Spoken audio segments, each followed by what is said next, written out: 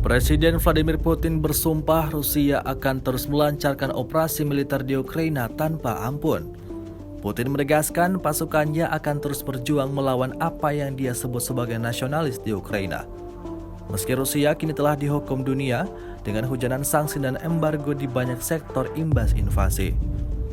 Baru-baru ini Brigade Slavia DPR lagi-lagi menargetkan posisi angkatan bersenjata Ukraina di area pemukiman wilayah Avdiivka.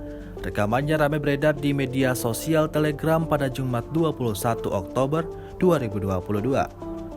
Pasukan Rusia menghantam tentara Ukraina dengan sebuah artileri yang terlihat oleh pos pengamatan darat.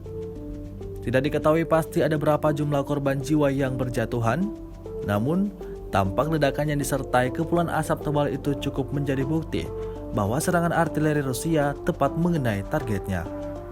Rusia melaporkan secara total 324 pesawat Ukraina, 162 helikopter, dan 2.296 kendaraan udara tak berawak. 383 sistem rudal anti pesawat dieliminir sejak awal operasi khusus. Sementara itu dari kubu Kiev, Kementerian Pertahanan Ukraina melaporkan 370 tentara Rusia dieliminir dalam sehari terakhir. Total 66.650 prajurit Federasi Rusia meninggal sejak awal konflik hingga hari ke-239. Terima kasih sudah nonton. Jangan lupa like, subscribe, dan share ya.